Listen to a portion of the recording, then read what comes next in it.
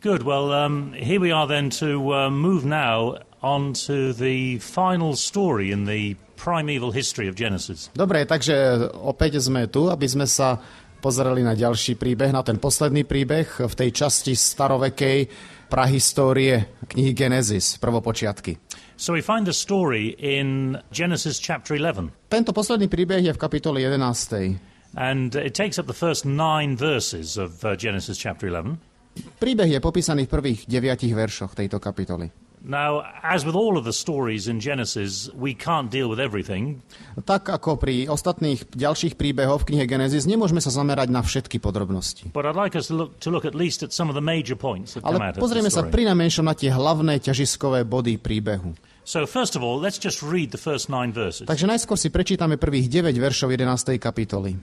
A celá zem bola jedného jazyka a jednakých slov. A stalo sa, keď sa rušali od východu, že našli rovinu v zemi Sineáre a bývali tam. Vtedy povedali druh druhovi, nože narobme tehiel a vypálme ich v ohni. A tak im bola tehla miesto kameňa a zemská smola im bola miesto malty.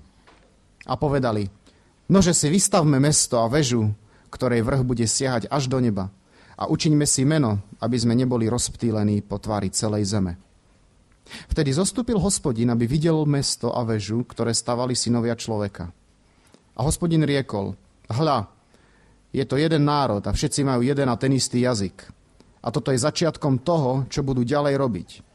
Takto im teraz nebude prekazené v ničom z toho, čo si zaumienili robiť. Nože zostúpme a zmiatnime tam ich jazyk, aby nerozumeli druh reči svojho druha.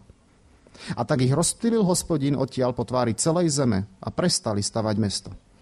Preto nazvali jeho meno Bábel, lebo tam zmiatol Hospodin jazyk celej zeme a odtiaľ ich rozptýlil Hospodin po tvári celej zeme. So here we are then in the last story in the primeval history. Toto je posledný príbeh histórie prvopočiatkov. And once again, it's probably helpful to compare this last story with the first story in the primeval history. A snáď by bolo dobre opäť spraviť porovnanie medzi týmto posledným príbehom tejto časti s prvým príbehom. As we've already seen more than once, ako sme už viac ako jedenkrát uvideli, the opening story of creation, ten počiatočný príbeh stvorenia, moved from chaos to order. Je pohybom od chaosu k usporiadanosti. At the physical level. V hmotnom svete. But here in this final story, ale v tomto konečnom príbehu 11. kapitole we get the reverse of that. Je to obrátené. This story moves from order to chaos. Tento príbeh ide od usporiadania k chaosu. As far as language is concerned. Pokiaľ ide o jazyk, tak je to tak. So if you look at the first verse of chapter 11, a keď sa pozrieme na prvý verš 11. kapitoly, now the whole earth had one language and the same words. A celá zem bola jedného jazyka a jednakých, rovnakých slov. Here you've got order and uniformity. Toto je popis poriadku, uniformity, jednotnosti.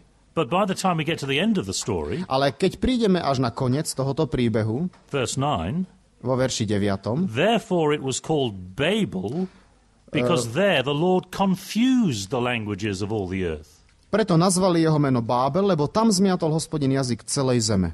So this story moves from order to chaos. Tento príbeh je pohybom od usporiadanosti k chaosu. We start with order in language where everybody can understand everybody else. Na začiatku je v jazyku určité usporiadanie, poriadok, kde každý rozumie každému. And we end with chaos where nobody can understand what anybody else is saying. Skončíme v chaose, kde nikto nerozumie, čo hovorí ten druhý. So, for example, takže napríklad Bereshit bara Elohim et hashamayim va'eth haaretz v'haaretz hayatha thohu va'vohu v'choshek al pnei tchom Vayomer Elohim Yahior, Vayehior, Vayehi Erev, Vayehi Voker, Yom Echad. En el principio creó Dios los cielos y la tierra era sin forma, y la tierra era con Dios, con el Espíritu de Dios que estaba sobre las aguas de la tierra. So you see the problem. Takže vidíte problém.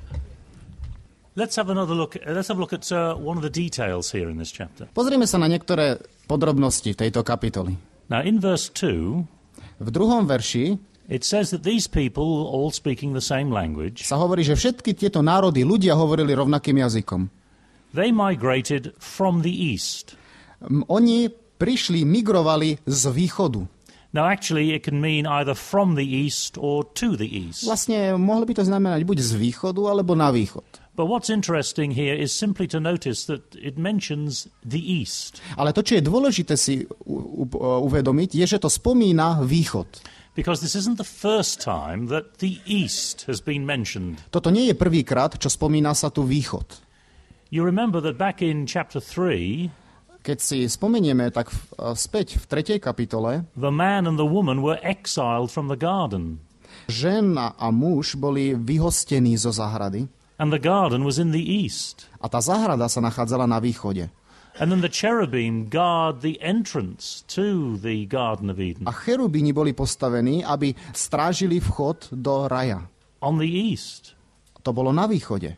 And in chapter 4, a v 4. kapitole, Cain is exiled to the land of Nod. Kain je poslaný, je vyhostený do zeme Nóda. East of Eden. Opäť je to na východ od raja. So far in the story of Genesis, Takže doteraz v príbehu, ktorý zaznamenáva kniha Genesis, the east is bad news. je východ zlou správou.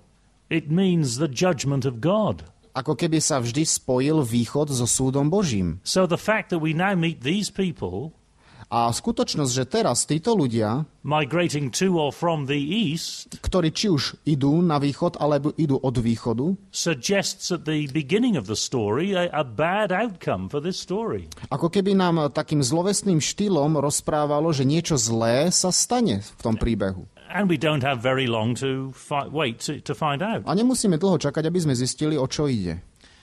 And then we read that these people rebel against God. A potom čítame, že tieto ľudia povstali proti Bohu, vzbúrili sa.